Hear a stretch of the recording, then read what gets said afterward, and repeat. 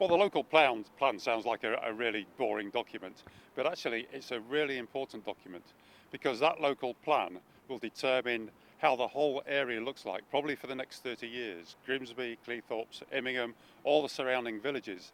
It will actually govern how the land is used, what housing goes where the housing is built, what the use of the land is. So it's a really crucial document actually, and it's really important that we have a review at the moment that's probably going to take a couple of years.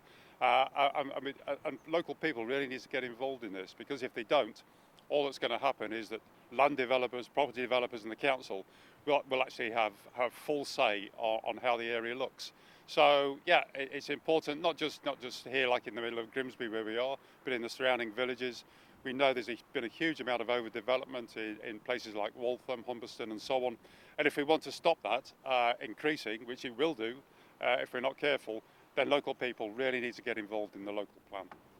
Well, the local plan needs first and foremost to address the needs of local people. It's a local plan. And we need to look at the housing needs of local people, particularly young people, young families. What do they need before we start, building massive houses that local people can't afford? So, I mean, we just look at the area here. We're at the back of Freshney Street on the East Marsh.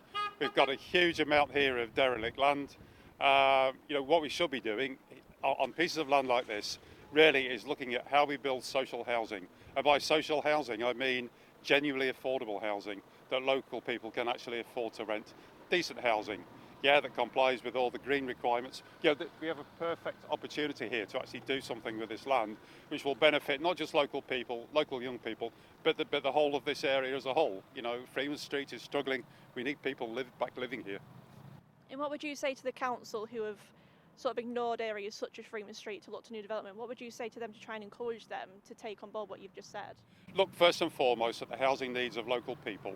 Have a real hard look at local earnings and say, how can local people earning the amount of money they do actually afford to rent, never mind buy, a decent house to bring up a family? That's what we need to be doing.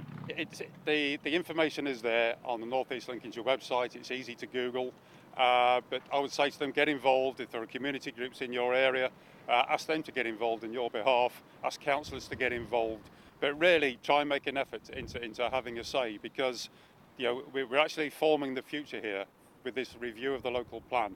As I say, it's going to determine how this area looks for the next 30 years, which buildings go where, the effect on the environment, a whole range of really crucial issues. Well, modular housing is now sort of quite commonplace across Europe.